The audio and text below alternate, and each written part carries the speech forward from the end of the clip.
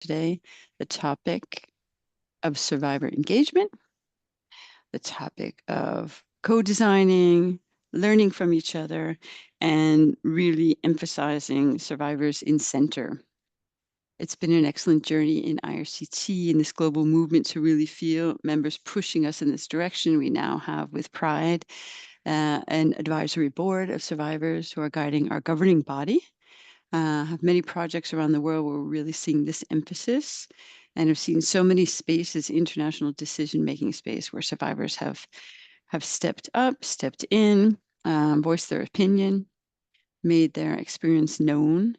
And the value of the lived experience is, for IRCT, it's part of our DNA. And I would hope and do believe that for many of you, it's the same. Today, we have a panel of speakers, and we have some of the IRCT Secretariat who are the focal points for this theme. And it's my pleasure then to hand over to Carmen. Carmen is the focal point for survivor engagement at IRCT. She's supported by other people on the IRCT team today, and also members of the IRCT global movement who have this as their main and central theme. So thanks everyone for coming, and actively participate, throw your questions out. There's a chat, there'll be a survey at the end on what you learned and how you'll be using it. And welcome. Carmen, over to you. Thank you so much, Lisa. You've done half of the housekeeping for me, so thank you so much. I will only add that many of you know we have interpretation available in Spanish and French, and you can use the instructions on the chat to access it. You can leave comments on the chat, which will be taken at the end of the presentations within the Q&A session. And a super brief poll will pop up at the end of the webinar that we would love you to complete. So what do we have today? We are excited to start with an overview of the experiences and learnings that the IRCT, OMCT, and other civil society organizations have had at the Hearings for Healing with the United Nations Special Rapporteur on Torture. We will have IRCT members CAPS Colombia, Head of Center Angela Ospina, and we have Mirriam from CSU Zimbabwe speaking about this topic. After, we will have two presentations on two practical tools that the IRCT and our Survivor Advisory Board have worked on, and an advocacy tool for survivors, preceded by an explanation of the project that led to the creation of the tool. They will be presented by our Survivor Advisory Board convener, Ahsan, also head of an IRCT Member Center HDO, and Andrea Barron from TASSC US, Advocacy Manager. These tools represent the road ahead of survivor engagement, as they are steps on the way to practicing the work that we do in a more survivor-centered manner. In the interest of time, we will go into the presentations rather than delving into a detailed introduction of each of the topics, and you're welcome to ask any questions at the end of the session. So now we're starting with the presentation from Angela Katz, Colombia.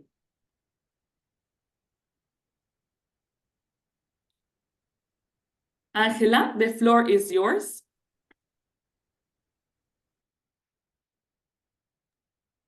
And I'm not sure if she's unmuted.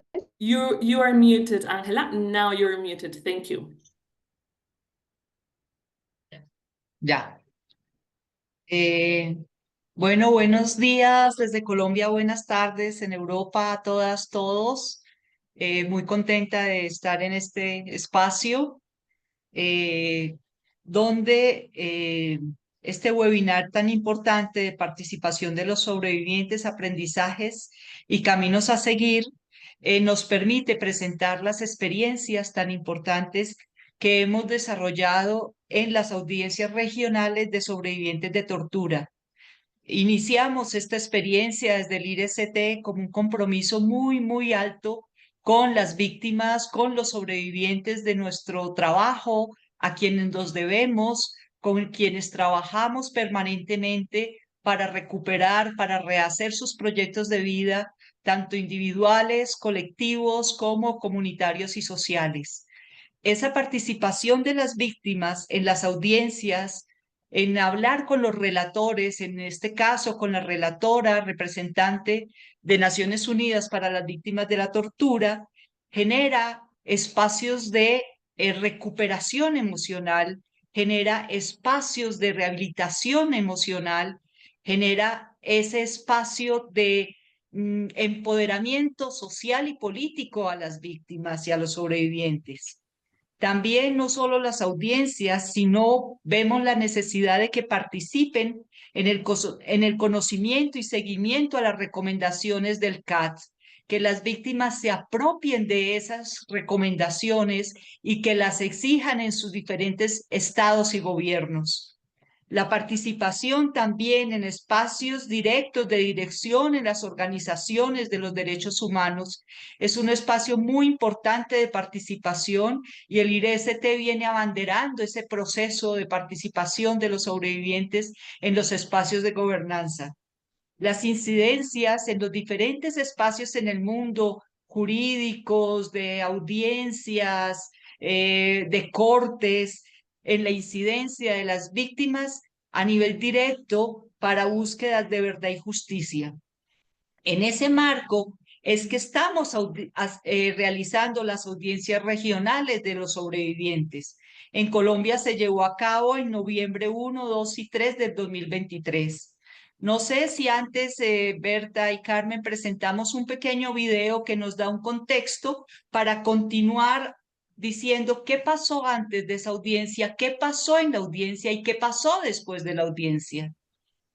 Thank you, Angela. We're bringing up the video which you just mentioned.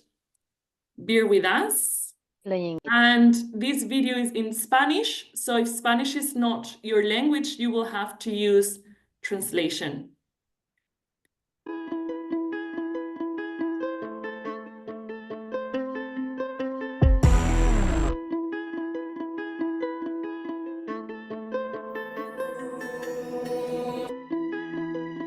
Sonido.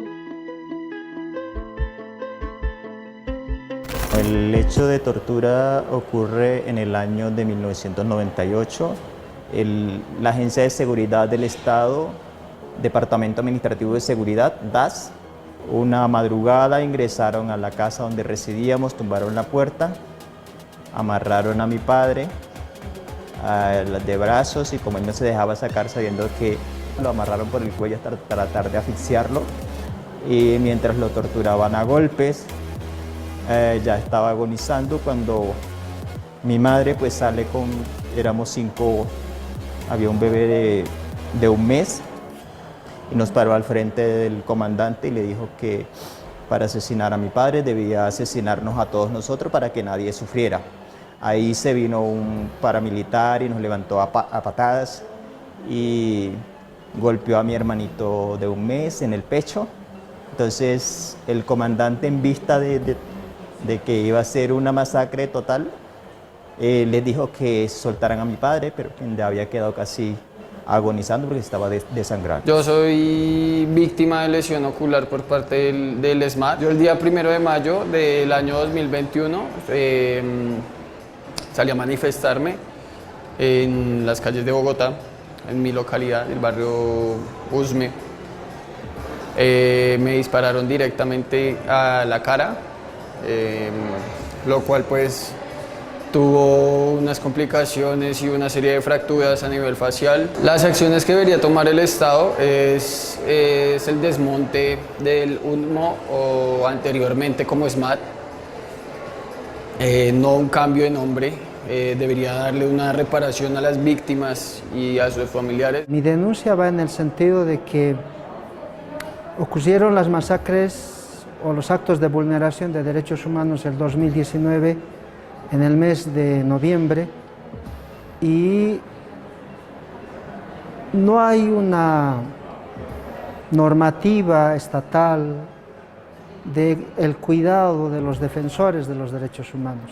Yo creo que el mensaje central aquí es darse permiso uno mismo de perder el miedo y una vez que ya tienes el aire, no bajar, porque el rato que bajas los brazos o levantas los brazos es justamente ese momento el que aprovechan los que están en el aparato estatal para darte el golpe y tratarte de bajar moralmente, emocionalmente o físicamente. Yo soy una persona que vivió experiencias de tortura a lo largo de todo el periodo de la dictadura en Chile. Por lo tanto, no es un periodo o un evento en particular. Ahora, el que hoy actualmente relevo especialmente es el hecho de que me hubieran sometido a aborto forzado en tortura. Tengo fundados motivos, una larga historia, pero no por ello pierdo la esperanza de que podamos avanzar en esas materias. Entonces, tengo claro que lo que me queda de vida tengo que usarlo para aquello y que para alegría y esperanza hay encuentros de esta naturaleza que permiten que personas de muy diversos lugares, pero con más o menos las mismas circunstancias, al final son agraviados por los agentes del Estado y el Estado permanece omiso y remiso a cumplir con su obligación de ofrecer a esas personas una compensación integral, una reparación integral.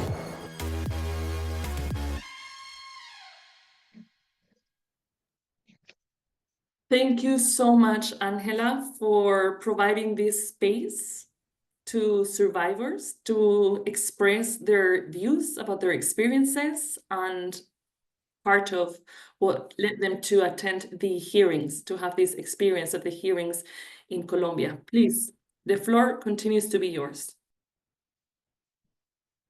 Gracias. Gracias, Berta. Gracias, Carmen.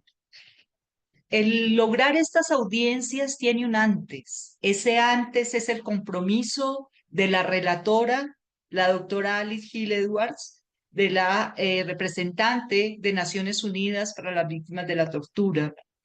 Ese compromiso también es del IRCT como organización organizadora de estas audiencias. Es un compromiso político muy alto y el compromiso también es desde las organizaciones locales que asumen esta organización, esta logística, este proceso de las audiencias. Ese antes también tiene una ruta muy importante de participación donde se definen los criterios de quién participa, cómo elegimos las víctimas, cómo se convocan, cómo se seleccionan y cómo es esa preparación metodológica de las audiencias. Eso es muy clave, eso es muy invisible, eso no se ve porque vemos es la audiencia en sí, pero tiene un trabajo muy fuerte, logístico, político, metodológico, que hay que resaltar. Otra parte importante es durante la audiencia, cómo se llevan a cabo los testimonios, si son colectivos, si son individuales, cómo es ese acompañamiento psicosocial que hay que ofrecer en las audiencias. En Colombia tuvimos una experiencia de tener espacios individuales de atención, tuvimos espacios de atención en situaciones de crisis y tuvimos atención en el marco de la audiencia a nivel psicosocial. La preparación cultural que debe ofrecer el anfitrión de su país, de su cultura, es un espacio también de distensión, de encuentro, de hermanamiento que generan las víctimas. Ese momento también respetuoso de la relatora, de escuchar todos estos testimonios. En Colombia fueron 18 testimonios colectivos, 2 testimonios individuales. Ese respeto del silencio y de escuchar y escuchar cómo fueron sus casos, qué pasó, qué les pasó, cuál fue la tortura, qué exigen, qué quieren, qué buscan, cuál es la verdad, cuál es la justicia, cuál es la reparación que se busca. Estos espacios de audiencia se vuelven reparadores, indudablemente, se vuelven un espacio de verdad, se vuelven un espacio de justicia. Es muy importante por ello a nivel político. Después de las audiencias, también hay todo un trabajo que es la aplicación de la encuesta de evaluación para día a día mejorar nuestras audiencias regionales. Permite evaluar la voz de los participantes, qué sintieron, qué pensaron, cómo la ven, qué exigen, qué quieren. Permite evaluar la experiencia, hacer los ajustes necesarios para las siguientes audiencias, como decía. el informe futuro de la relatora, el análisis de las audiencias que se va a tener, la voz de la gente que se va a reflejar, va a ser muy importante esos informes de la relatora. Igualmente se impulsa entre todos, desde las organizaciones, desde el IRCT, pero también desde las mismas víctimas y en el caso de América Latina, de la red latinoamericana, se impulsó la Declaración de Bogotá. Es una declaración de los sobrevivientes para los sobrevivientes de América Latina. Se crea también post audiencia una red de sobrevivientes que continúa activa, que continúa permanente, que genera espacios de información, de reflexión, de solidaridad. Ese espacio post audiencia también es clave. Para terminar, porque el tiempo ya se me acorta, se dio una declaración de Bogotá. Esa declaración de Bogotá es la voz de las víctimas exigiendo a los estados de América Latina unas exigencias más o menos de 10, 15 puntos, solo voy a leer 2 o 3, y es poner fin a la tortura que está destrozando la vida de tantas familias y comunidades en todo el continente. Proporcionar a las víctimas y a las familias una reparación integral, adoptar a cabalidad las decisiones de los mecanismos internacionales y regionales de derechos humanos, garantizar a las víctimas y sus familias los espacios gratuitos para la verdad, para la justicia, el apoyo legal y disponibilidad de los estados para agendar reuniones con la Relatora Especial de Naciones Unidas. Y exhortaron también a los mecanismos internacionales y regionales garantizar espacios adecuados para las víctimas y los sobrevivientes, de tal manera que puedan presentar sus testimonios y expectativas de justicia, mejorar los procesos de seguimiento respecto a los casos y a toda la parte psicojurídica, y hacen un llamado a asegurar su experiencia, garantizar a las víctimas que siempre sean el punto clave, los actores centrales, permanentes en todos los procesos. Ángela, Y para bueno, se me garantizar, acaba el sí. tiempo, yo creo que ahí cerramos. Agradezco muchísimo y quedo abierta a las preguntas. Fue Muchas una gran gracias. experiencia, fue una gran Muchas experiencia. gracias, Ángela. Y hemos incluido en el chat esta declaración de sobrevivientes de tortura de las audiencias de Bogotá en español.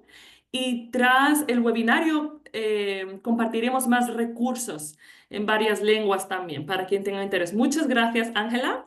And now we're going to give the floor to Mirriam Makwembere, Counseling Coordinator at CSU Zimbabwe, who's going to speak about the hearings this time, the ones that happened at the Sub-Saharan region, specifically in Kenya. Mirriam, the floor is yours.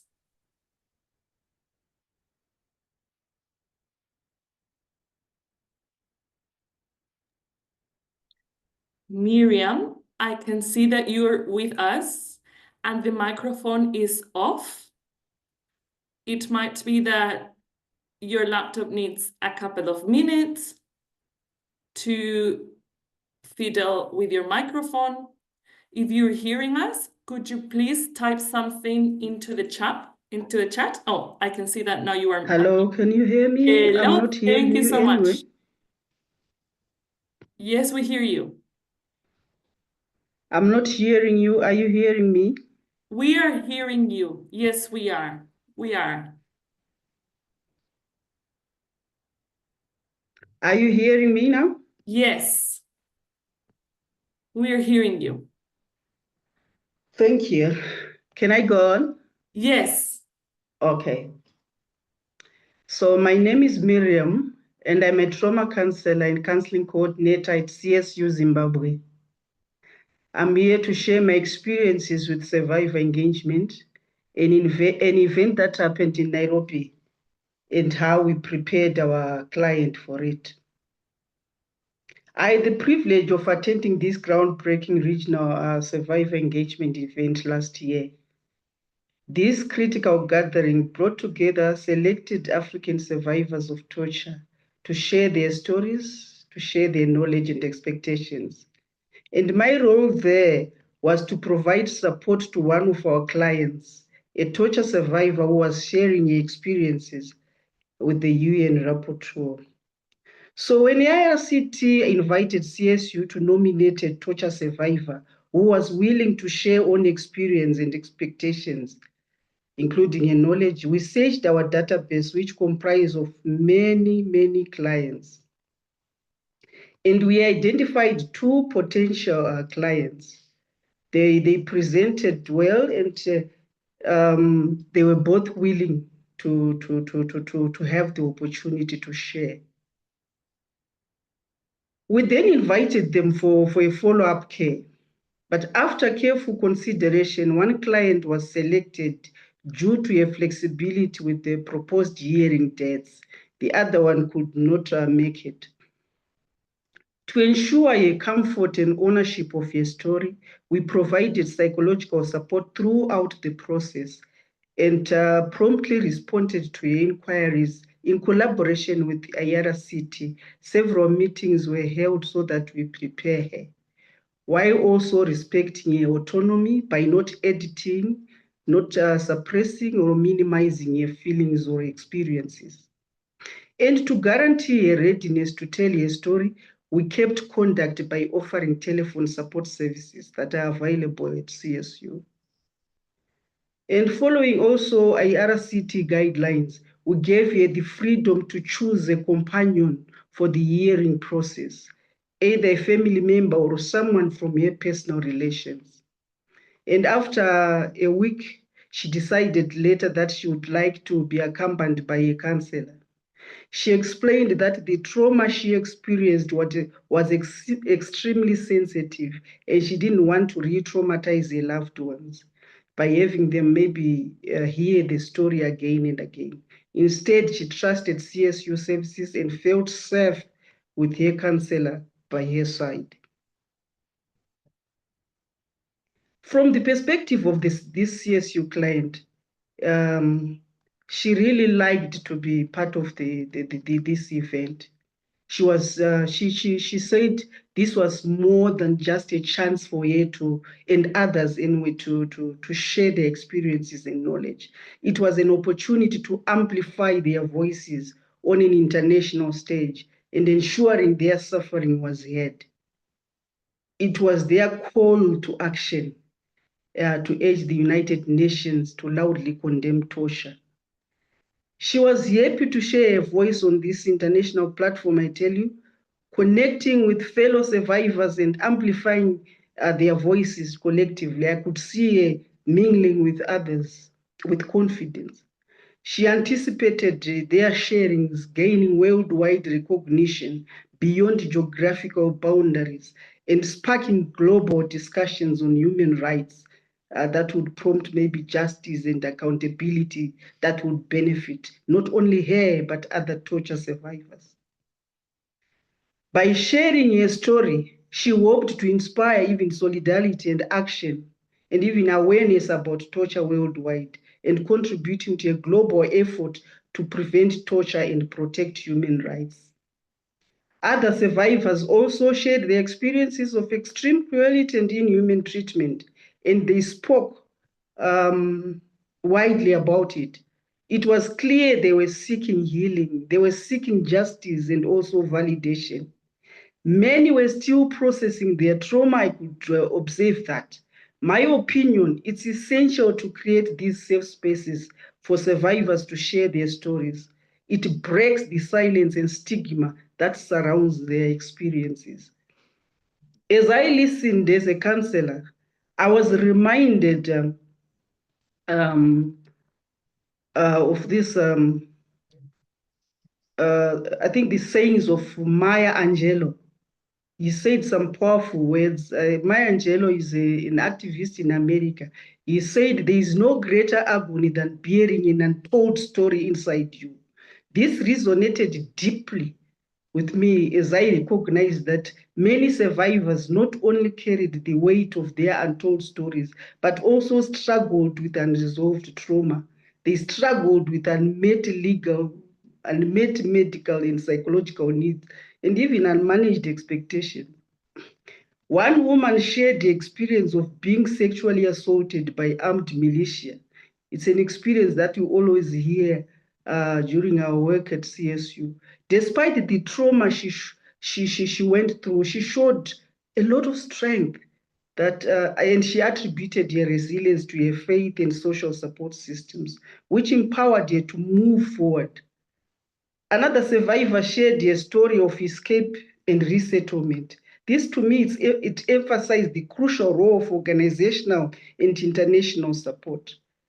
And as the session progressed, a sense of solidarity and connection developed among the survivors.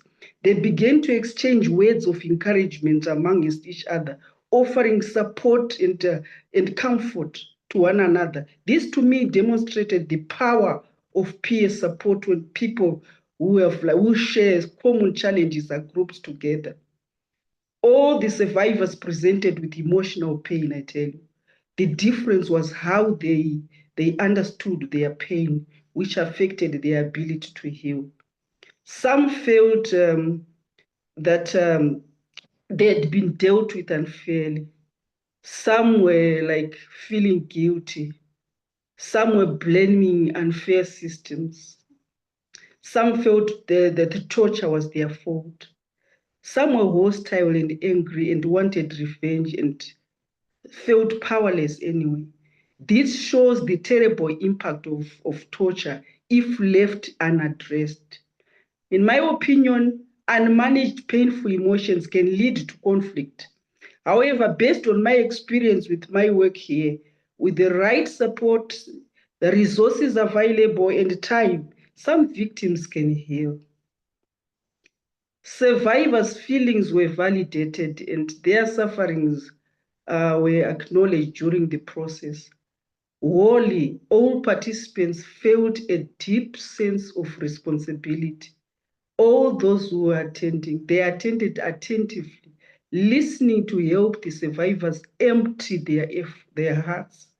Even when the stories were difficult to follow or when the emotions ran high, participants listened with compassion, giving survivors the chance to express themselves and find relief. This space was very unique. There were no interruptions, and survivors had freedom to share without judgment. It was clear that some survivors, of course, still had a long way to heal and needed to express their painful emotions. But this space provided that opportunity. It was there. I recall one survivor who shared how he found ways to cope with the trauma and of holding on to hope. Physically, I could see he was in pain. He later revealed that he was yet to access medical treatment and had unmet legal needs. His story is a testament to the need for holistic support. Yes, the regional hearing provided him a platform to share his story and have his voice heard, but it revealed an unmet gap, the need for multidisciplinary approach to supporting this survivor, which includes medical support that he lacked. My opinion, the shared experiences served as a reminder of the disturbing consequences of human rights abuses. It is important that voices of torture victims are continuously shared, and amplified on international platforms like this to ensure that survivors receive adequate, deliberate follow-up is also very necessary. So that they get access to interventions in addressing their specific needs. It is crucial as well to include human rights lawyers, that's what I felt, and doctors into these hearings. Their expert opinion can help survivors manage expectations. I also think psychologists can be afforded time soon after all the sharings just to briefly present on identification and management of trauma.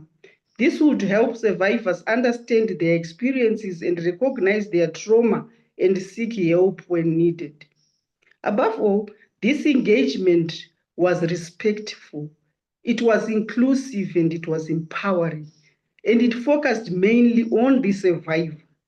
The UN rapporteur's commitment to prioritizing survivors' rights was inspiring. She emphasized in her closing remarks the rights of these survivors to be heard, to participate in decisions, and to receive suitable rehabilitation that comes from them. Clearly, I believe torture is not only physical or physically harmful, but it is also emotionally damaging. So to heal, a comprehensive approach is vital, which goes beyond treating the physical wounds or addressing emotional and social needs. Yeah, so like I said, going forward, we need to include human rights lawyers. We need to include doctors into these hearings. Though their expert opinions can help survivors manage their expectation. I thank you. Thank you so much, Mirriam, for this very clear and wonderful presentation and for reminding us about the importance of the social support systems to foster resilience. It was great to hear as well how you spoke about the connection amongst survivors, something that Angela from TASSC Colombia also mentioned. These byproducts of the hearings, the solidarity that emerges after the experience. And as I'm speaking to you, I'm typing on the chat the link for the statement, the Nairobi statement, just like Angela informed us that there was the Declaración de Bogotá, Bogotá Declaration. There is a similar document that was produced by survivors, and you have the link on the chat. And now I'm going to give the floor to Mohammed Ahsan Khan. He is the head of one of our Pakistani member centers, HDO, and he is also the convener of the Survivor Advisory Board at the IRCT. He's going to be discussing a resource, which is guidelines for the recruitment of survivors in organizations. And this is a document that came to life after we started experiencing at the IRCT everything that comes with the valuable insights that survivors can bring in organizations when they're hired as members of staff. After we had these experiences, we started reflecting about what things would make their experience better for them, easier, fruitful, and what things had to be in place before, during, and after. These ideas and these tools were reviewed by our Survivor Advisory Board. Ahsan had a very active role in reviewing this document, and I'm very happy to give the floor to you, Ahsan. We're looking forward to hear you. Thank you, Carmen, and hello, everybody. Greeting from Pakistan. Can everybody hear me? Yes, Carmen, we can. And okay. I will kindly ask our technical support to please share Ahsan's presentation. Thank you so much. Ahsan, the floor is yours. Okay. Is my presentation visible to everyone? It is visible to everyone. Yes, it's on the screen as we're speaking. Can you see it? Okay. Yes, so I'm going to share the guidelines that we prepared in the last 2-3 months through a rigorous process of discussion. I should mention that the audio doesn't seem to be at its best point. Do you think you might be able to come closer to the microphone or put the volume a little bit higher or something like that? Okay. Is it now audible? Is it okay? Yes, it is. Thank you so much. Okay. So I'm going to share with you the guidelines for the recruitment of survivors as survivor member staff. These guidelines have a twofold purpose. The first one is survivor-centered empowerment. I mean that the meaningful engagement of survivors at strategic level, like decision-making, advocacy, and research kind of thing.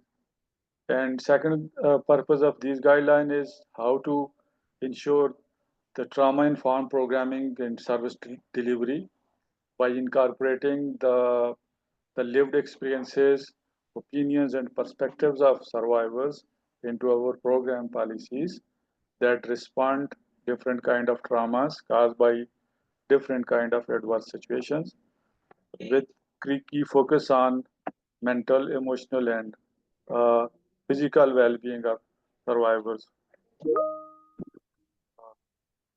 So these were the two types of purposes of these guidelines.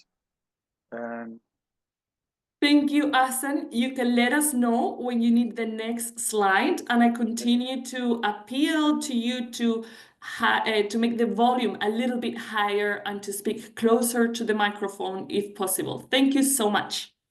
yeah, so can you move to next slide? Thank you, Berta. Okay, can we move to the next slide?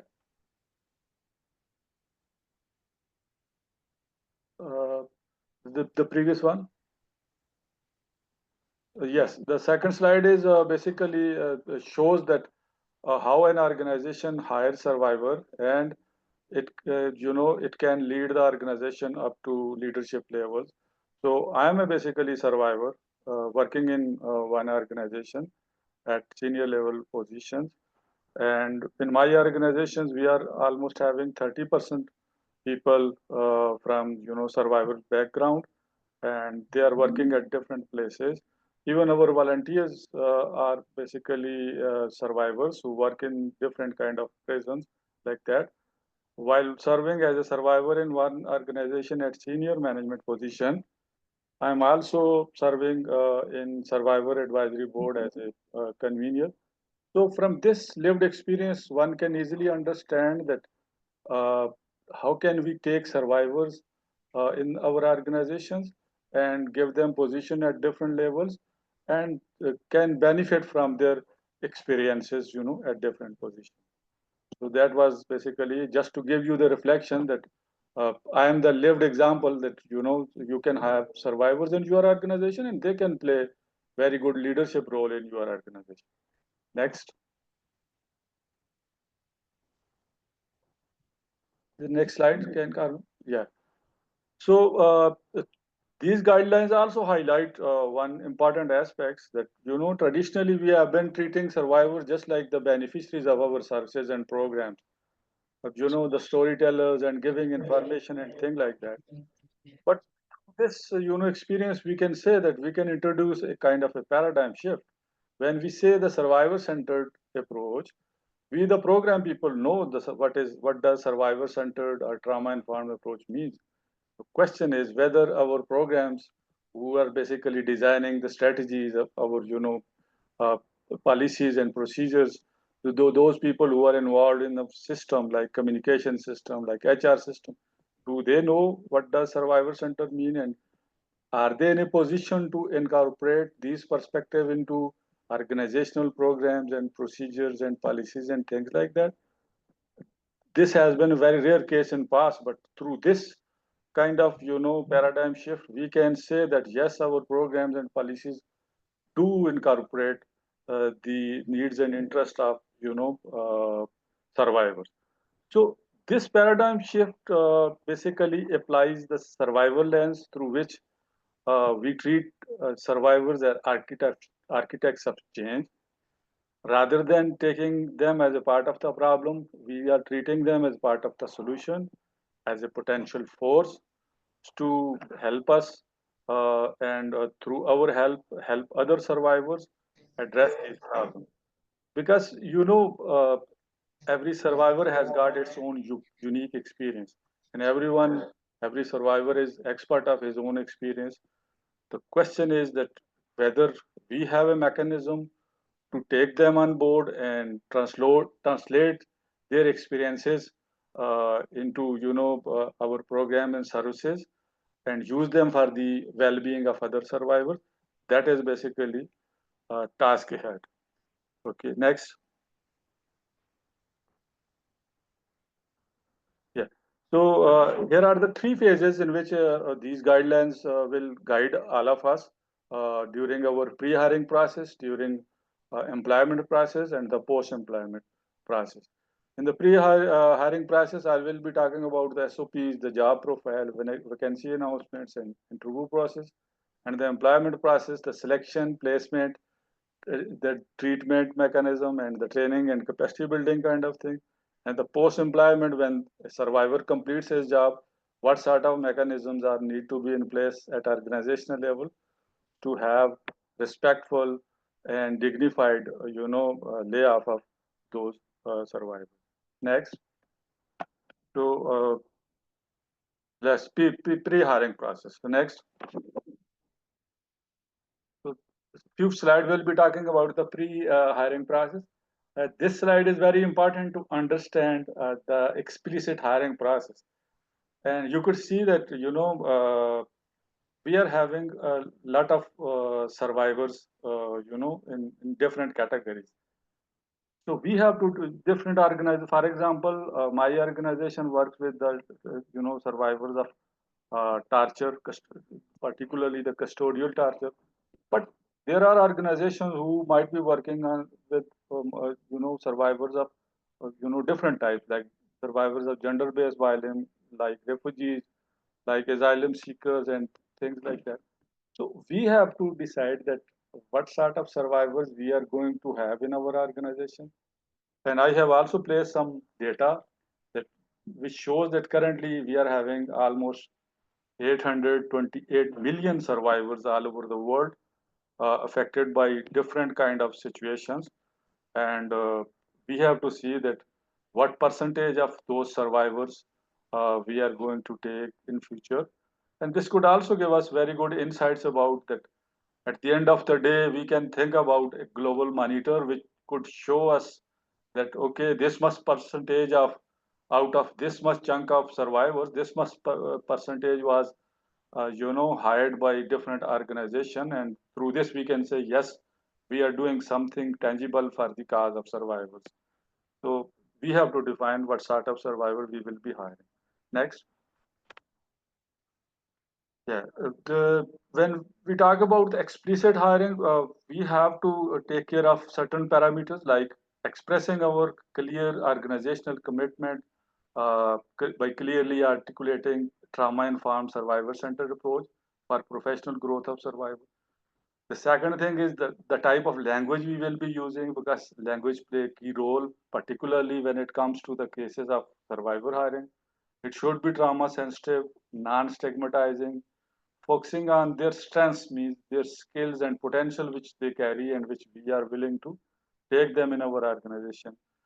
And another parameter which is very important is the confidentiality. We have to make sure that their confidentiality is given the highest consideration in our organization, and their security is of foremost importance. And supportive hiring process means the we are talking about survivors, so our hiring process should be flexible application, flexible processing, and flexible kind of interviewing process. Uh, the the challenge is how to reach that target group.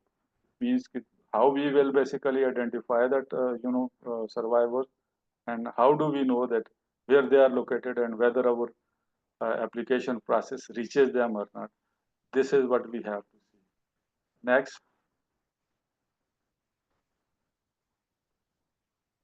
I have talked about the confidentiality, but we have to look into account few technical parameters like providing them some sort of anonymous options for expressing their lived experiences, avoiding explicit disclosure requirements in application material, and online pro formas or forms to be filled by candidates with all options of confidentiality. This is for those survivors who are one way or other willing to express their some sort of information. But again, the challenge is that do we have a mechanism for those survivors who do not basically wish to disclose their identity because of number of reasons? Again, we have to think about, and we have to find the ways and means to engage them, in our organization. Next. Okay. Again, the next step is when we get the applications from different survivors. So how we will review basically the program people must be aware of these things, that whatever the lived experiences they carry, uh, they must be treated as the assets in our organization, not the barriers, because every survivor is carrying some sort of history, some sort of trauma, some sort of physical disabilities, and some sort of mental variation. So this is something which is natural with every survivor. The question is whether our program people are capable enough to take these things as their strengths rather than barriers. So this is what we have to take care of. Similarly, every survivor is carrying some sort of lived experiences, that they have gone through some sort of critical situation, that they have adapted in those situations. They have a great amount of resilience, some sort of problem solving and critical thinking skill, things like that. So these things should be, rather than taking into account other credentials, we should take into account these things as their strengths and skills. Similarly, some sort of informal skill could also be taken into account, like the crisis management, problem management, conflict resolution, and things like that. And as I said, that every survival is having some sort of, mental variations like stress, anxiety, and depression, and so many other advanced level kind of complications.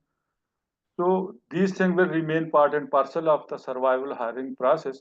The question is that whether our system team is well equipped with all these things and treat these things as their strengths and values, these things, because most of the time these things are not taken into account by our system people.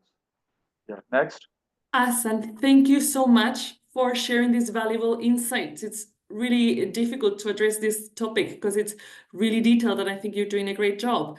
In the interest of time, we have to summarize to allow time for the next speaker. So you're very welcome to continue using 4 or 5 minutes, but this is just a reminder that there is a time limit on the presentation. Thank you. Please, please, please continue. Thank you so much. Okay, when my time is complete, please give me the signal, I will wind it up. Thank you so much, Ahsan. Thank you. Okay. You can have 5 more minutes if you're happy with that. I think I will complete in 5 minutes because I prepared a just in time manner.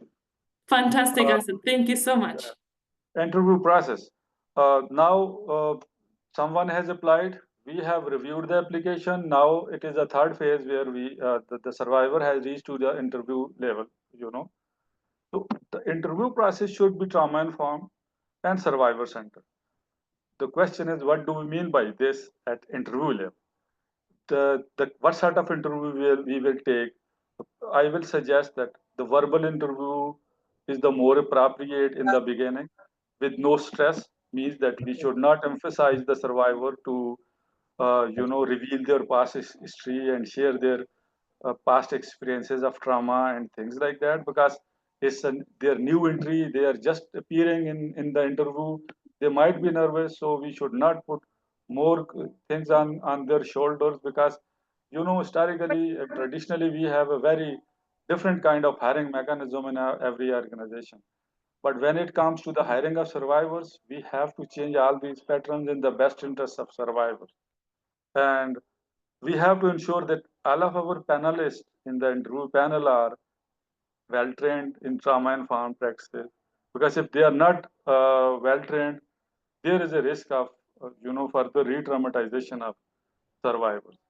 As I said earlier, that we should whatever the questions are posed on the survivor, they must focus on the strengths of survivor, focusing on their resilience, the skills, and the growth, plans.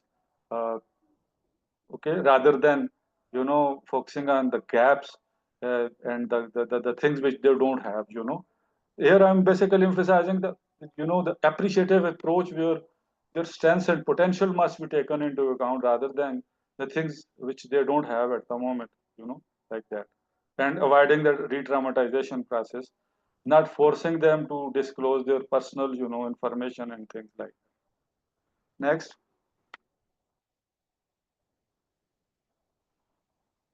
Yeah. We have conducted the interview of survivor. Now some are selected and some are not selected. So those who are not selected, for them, what sort of mechanism must be in place, that we will give them the feedback. And that's again one of the, I call it adaptive challenge. We have to learn how we will give them feedback, because once they go back home and we give them some sort of information which basically shows some sort of failure, or not successful in their basically efforts, it might further lead them to re-traumatization process. So uh, we have to learn what is trauma-informed communication. I don't know, but this is again a challenge, that what sort of language we will use to inform them that you have not been successful. But it should be trauma-informed, it should be unbiased, and it should be clear communication, at least. And we have to take into account the sensitivity level, using assertive language, very constructive and non-traumatic feedback. What would be the shape of that kind of feedback? Again, we have to learn about this. And we can also support them by giving them some sort of guidance support for their next steps, right? Like recommending their potential skills which they have revealed that could be used in future for their growth and things like that. And some sort of referral mechanism that we can refer them to the other networks and organizations where they can also try their luck. Next. Thank you so much, Ahsan. To allow for time to the next speaker, we must stop at this point. I hope you can understand. Okay. I would like to thank you again, because I'm aware this is not an easy topic to summarize. It's very detailed and all details are important. We will make this resource available on our website for people to seek inspiration if you're thinking about hiring a survivor, or if you have survivors that you've hired already, but you think that the recruitment process could be made any more fruitful or smoother for the person. And we hope that you find this helpful, and that this tool can accompany you in your journey to make organizations more survivor-centered. And now we're going to give the floor to Andrea Barron from TASSC, Washington, D.C., US. And she is the Advocacy Program Manager, and she is going to introduce a tool on survivor advocacy. But before that, she's going to let us know about the project that led to this tool. So we are very interested about this tool because it's grounded in reality as much as it was possible. Andrea was working frontline with survivors from different regions, and this is what inspired the survivor advocacy tool that was then created, and that we're sharing with you on the chat. My colleague Berta will soon share it in the chat. So Andrea, the floor is yours. Thank you, everybody. We can hear you, and waiting for the tool, waiting for the PowerPoint. Yeah, we're waiting for the PowerPoint. My colleague Berta is doing many things at the same time, because she's helping us with the chat and the presentation at the same time. And here we are. So Andrea, the floor is yours. Okay, so I'm working on, let's go stay there. Yeah, thank you. Survivor advocacy in the Global South. I work in the United States, Washington, D.C., and almost all of our survivors are from Africa. And so these are just some of the general issues I'm going to be talking about today, the issues survivors care about. We ask them directly, what are the things that they want to become advocates around, how advocacy can make a difference in their lives. We can just move on to the next slide now, because I'll go into more details about these later. Okay, so this is the TASSC model. Who are our survivors? 90% are from Africa, mostly from Ethiopia. You can see the slide on the left. That's me on the left. That is Eleanor Holmes Norton, the Congresswoman who represents Washington, D.C. And two of our survivors, one is from Ethiopia, one is from Eritrea. We rarely get to meet with the actual members of Congress. Usually we meet with aides. But because we have so many survivors who live in Washington, we were able to meet with the actual Congresswoman. And the slide below, you can't see it really well, but right in the center is a woman wearing a kind of a black and white jacket, that's Congresswoman Karen Bass, who is now the mayor of Los Angeles, meeting with all of our survivors in front of TASSC. So our survivors at TASSC, again, step one is me talking to them. What do they care about? What do they want to advocate about? So they are safe here in the United States. So they mostly want to talk about preventing torture against others in their country and having a fair asylum system in the United States. We are mostly addressing the US Congress. We've had meetings with the State Department, people from the Bureau of Human Rights and Democracy. Low risk assessment, these are private meetings. So for example, the meeting with Eleanor Holmes Norton and those two survivors, we got permission from those two survivors to share the photo. We don't share photos with most of the private meetings, but that one we were able to do. So we asked the survivors, how do they feel about, do they want to reveal their names? I would say 100% of the time they want to reveal their names, and sometimes they're willing to be photographed. The relationships are key. I have ongoing formal and informal relationships with the survivors, and results. Okay, so confidence and speaking, but what's really important also in our advocacy is this is not mostly about the survivor healing process, although of course survivors often do feel they're going through healing, but the most important thing is, do they get results? They want to see actual results.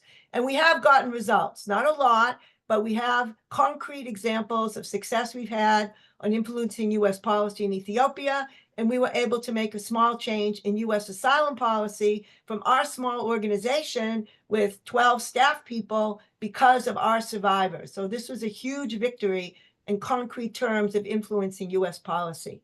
Okay, next slide, please.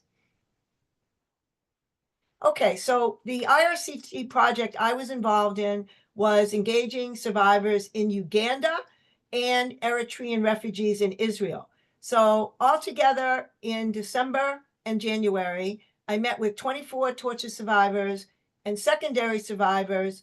Oh, I made a mistake. That's my fault. I spelled Kampala wrong. I apologize. My mistake. Kampala. All were refugees from Rwanda, Eritrea, and Sudan.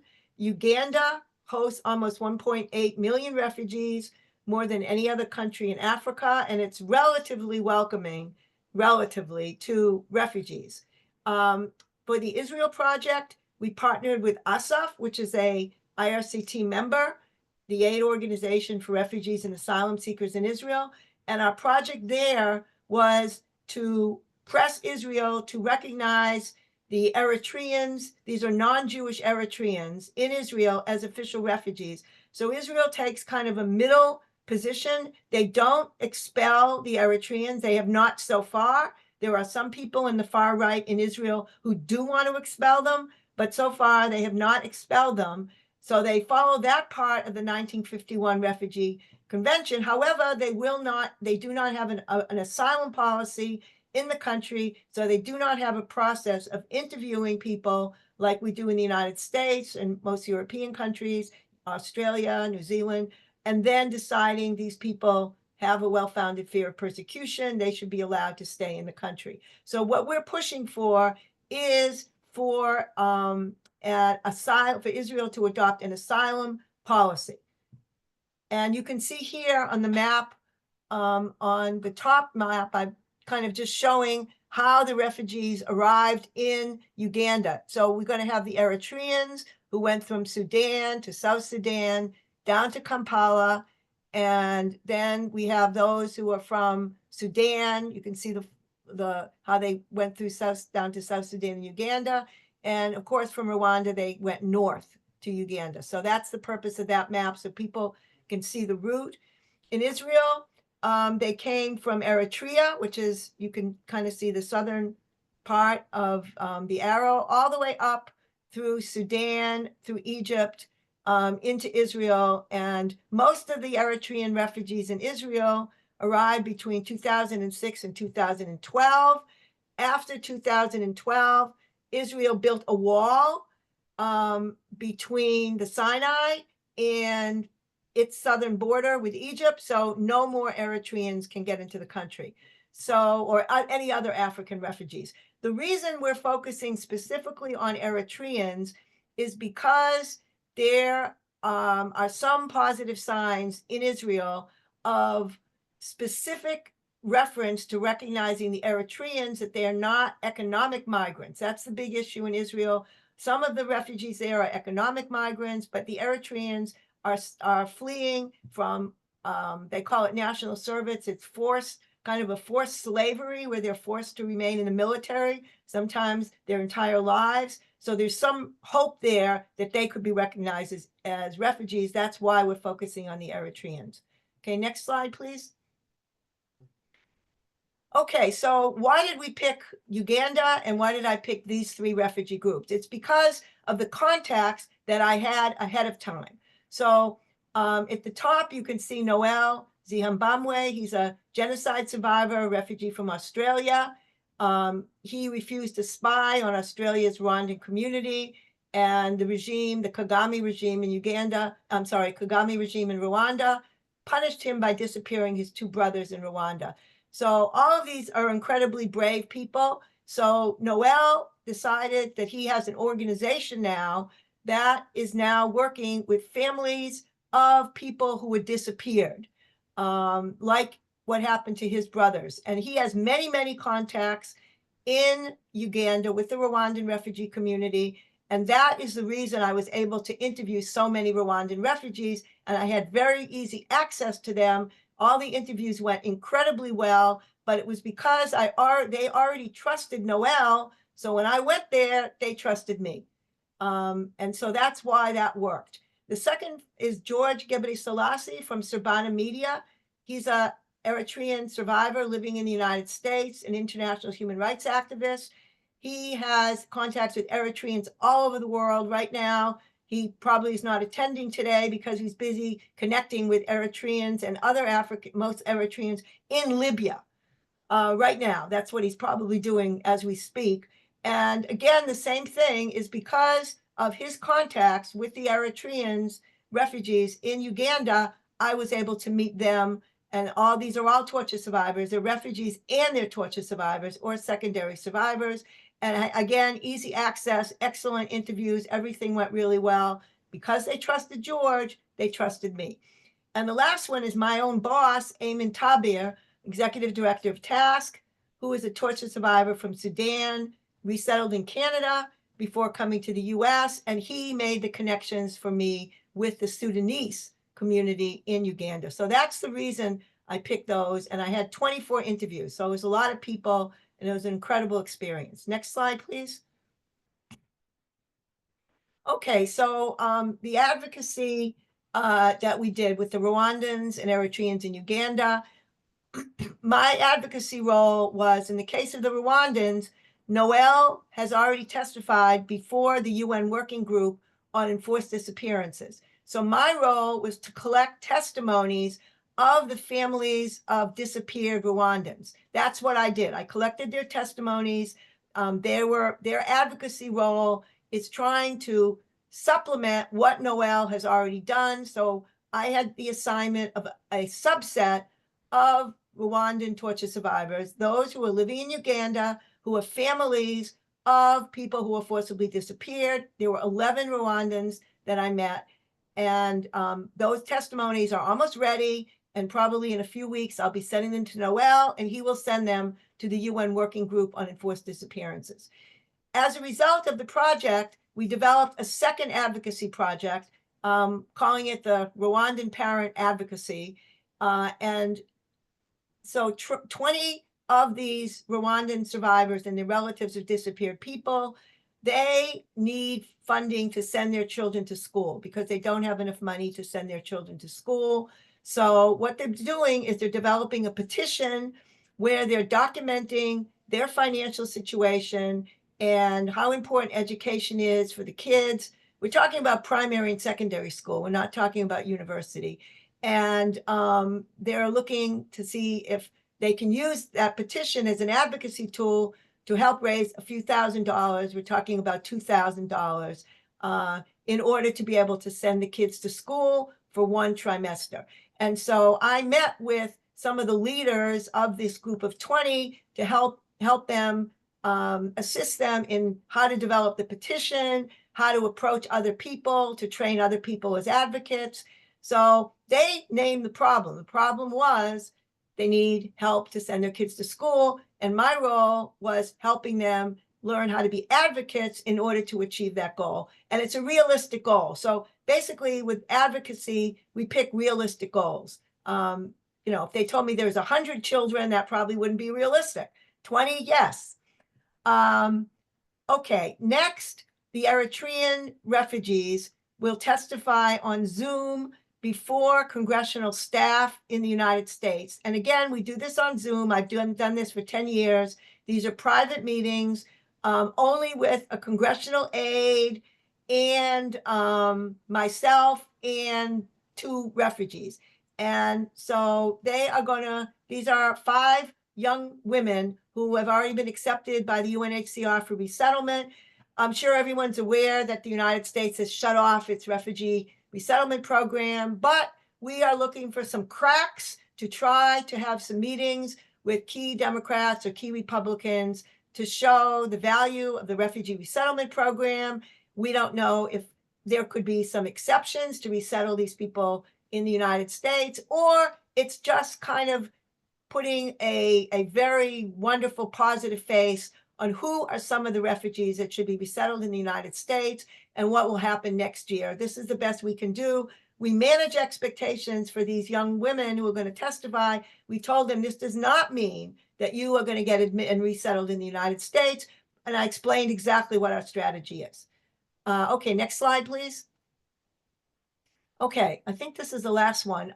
Before we go to the tool, these are the projects we did with the Sudanese and the Eritreans in Israel. Sudanese, I met 6 Sudanese. One is a medical doctor who's also a rape survivor who will testify over Zoom with the congressional offices. She is looking forward to doing that. I already met with her once, then I met with her on Zoom. And now we need to figure out who are the people who are working on Sudan who really would benefit from hearing her testimony.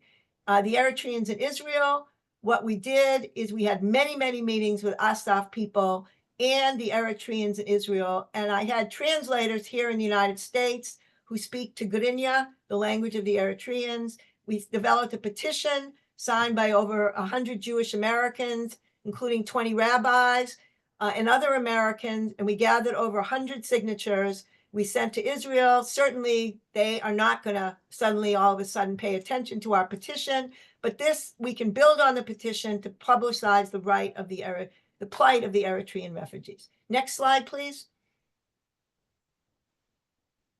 Now's the tool. That was it for the slides, Andrea. Should I share the tool? Yeah, please.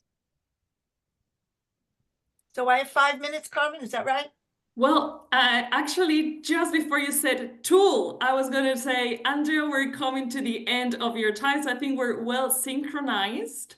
Okay. And like we were saying earlier, based on this experience that Andrea just described, she built this survivor-centered advocacy tool.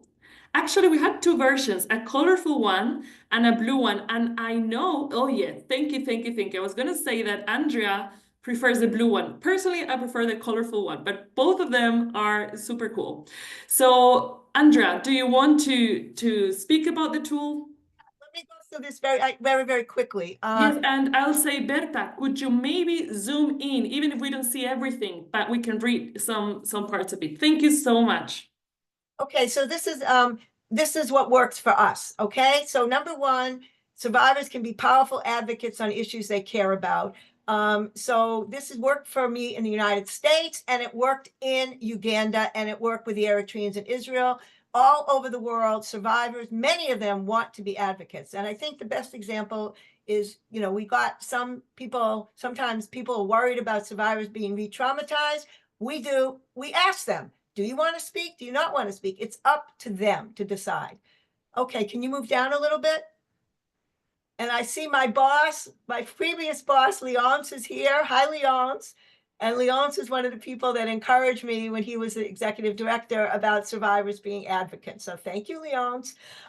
Okay, so survivors advocacy can influence government policies, international organizations. And I talk about what does advocacy mean? So advocacy can be, you know, you're trying to convince your husband or your wife to do something and providing them with information about why they should do it. Sometimes you'll win and sometimes you won't. I really say that to them. I absolutely say that to them so they get the idea. It's not some strange thing, you know. So now instead of influencing your husband or your wife, you're trying to influence the government or other people making policies, or influencing people to contribute to educating, you know, Rwandan refugees, or resettling, opening up the resettlement process in the United States. Okay, also very important to become knowledgeable about the political environment of the country where you're working. It was particularly challenging for me because I had to learn a lot about Uganda, and I already am familiar a little bit with the Rwandans and the Eritreans and the Sudanese, but I had to learn about their situation in Uganda, which is very different because the Rwandans are terrified of registering with the UN because the Kagame regime is sending spies to kidnap them. So they're terrified.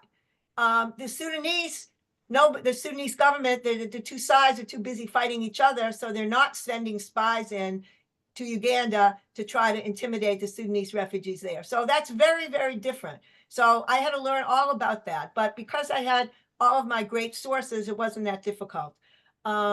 Be aware of the financial constraints facing survivors. So we offered them small transportation stipends for meetings within very small with individual survivors. I asked them, what do you want to change in your life? How could advocacy improve your life? Some people are going to focus on security issues, economic issues, political issues. We adapt the advocacy strategy to what they want, which is exactly what we do in the United States. So, you know, we have our June Survivors Week coming up now at the end of June in TASSC, and we are now starting the process. What do the survivors want to focus on in advocacy? And sometimes, you know, they'll come up with ideas. I said, no, that's not realistic. We're not going to, you know, do something that it's 100% not possible. We're looking for possibilities, cracks in, you know, whatever is going on in the country that's realistic. Okay, could you move down a little bit, please? Okay. Survivors appreciate the assistance from the trainers. A lot of the way we do testimonies is if I'm helping a survivor write a testimony. Andrea, we're coming towards the end of your time. Okay, I'm going to say two more things and let's move up and I'll get to the top of this slide and I'll finish up.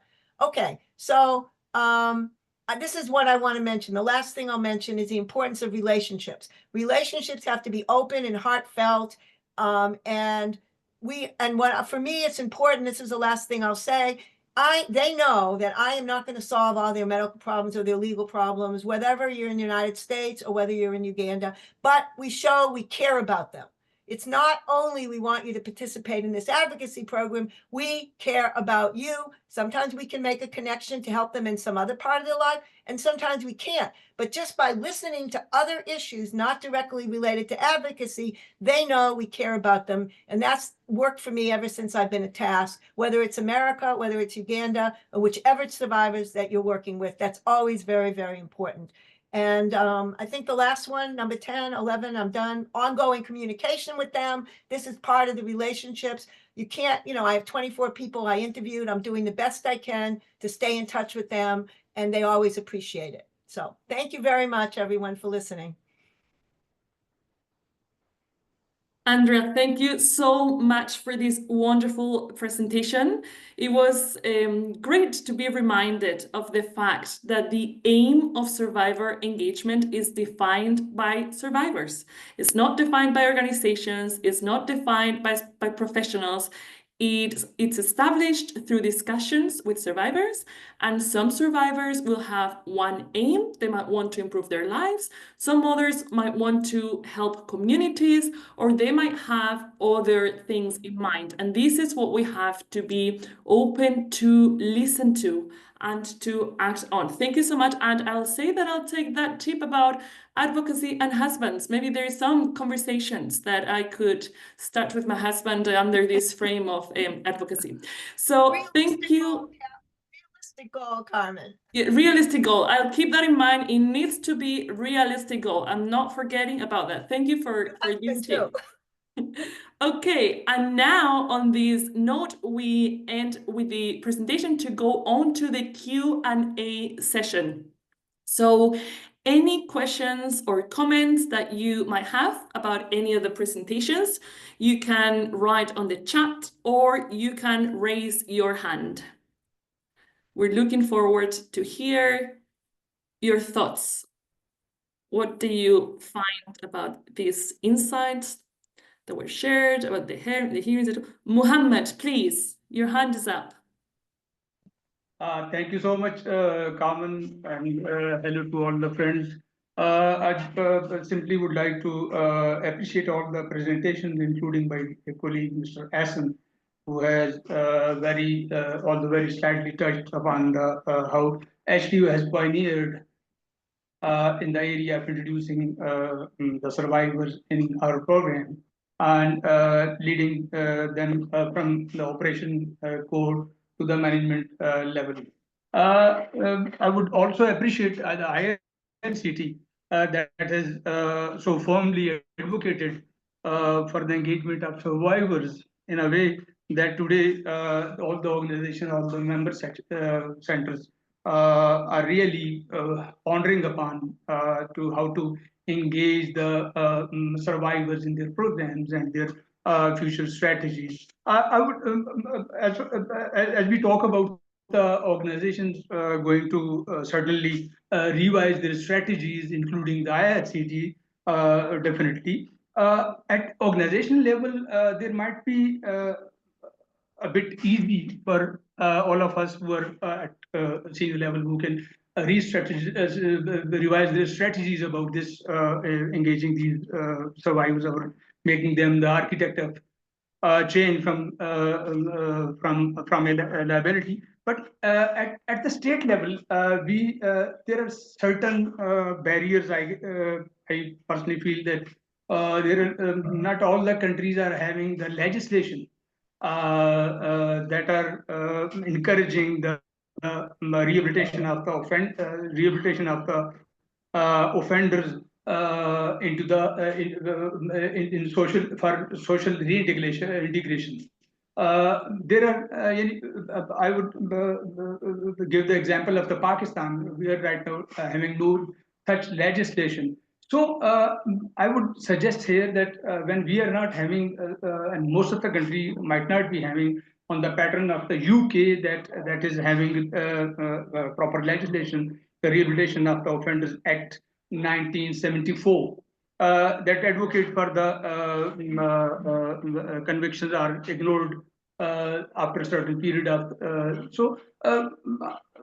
as most of the offenders are ex-convicts are in our areas. If I give the example of Pakistan, 70 to 80% are those who are the torture victims.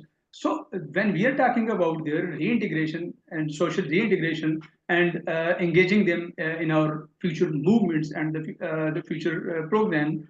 So here I would suggest, Lisa is also luckily here, that right now the Human Rights Council of the United Nations is conducting a study. They have asked different organizations, might be the people sitting over here had received this information that they have called for the input. So I would suggest that we can collaborate with from the platform of the IRCT.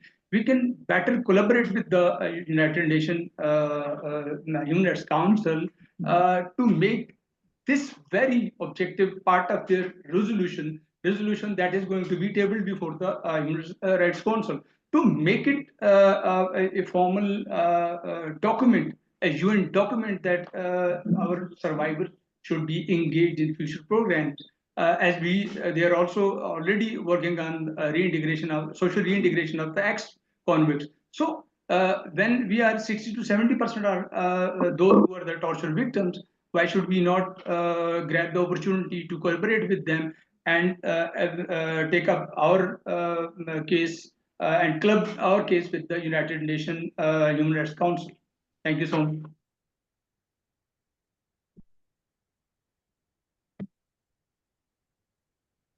Thank you so much, Mohammed, for your different points on this strategic review, Pakistani legislation, the hearings, and Ahsan's presentation, which we are delighted about.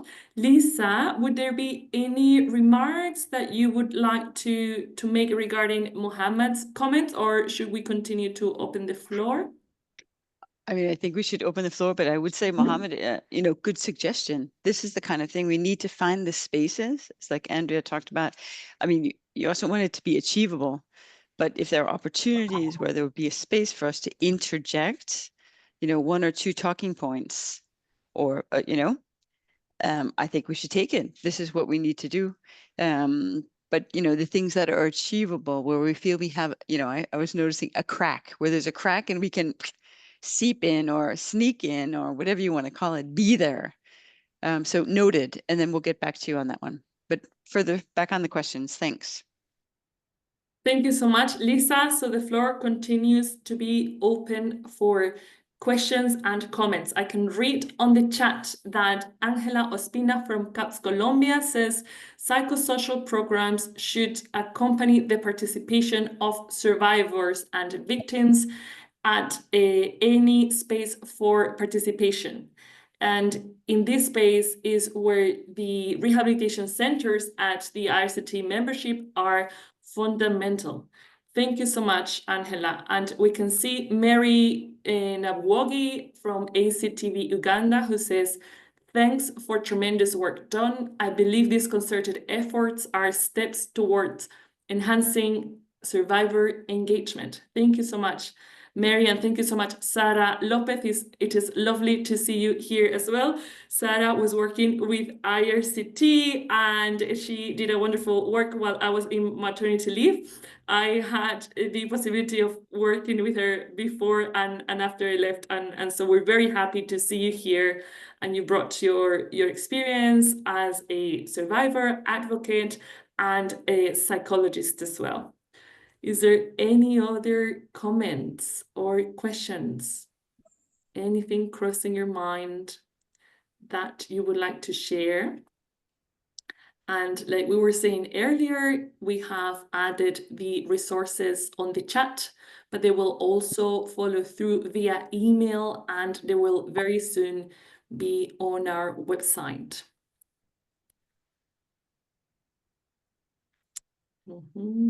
Any other hands up? If there is, oh yeah, Lisa.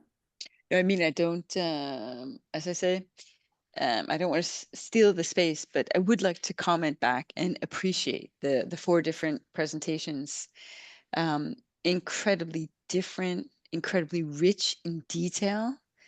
And I think they show the breadth, or you could say the depth, of the possibilities around survivor engagement, right? I mean, the work that's been done here is done by like-minded people who know it makes sense, and it's done with incredibly few resources.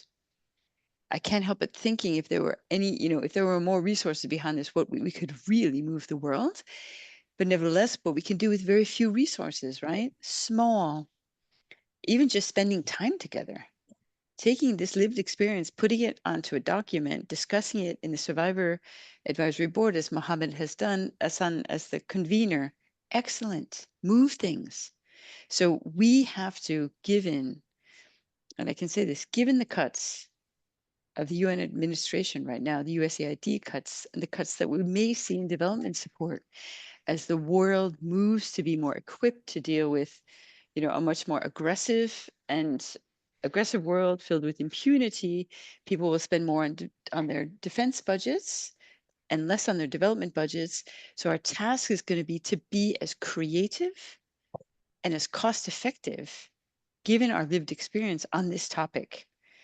And this topic is part of the DNA of IRCT. You will not see us shy away from this. You'll see us step even more into this. And, you know, I think we all invite you to join, as you've been doing so systematically.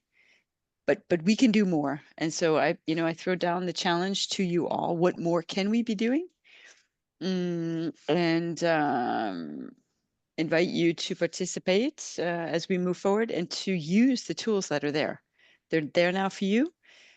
You can challenge your directors, your CEOs, your secretary generals. You can tell them they have to talk to me about this if they're not on the call. We need to do more on this. And it takes good leadership to do that.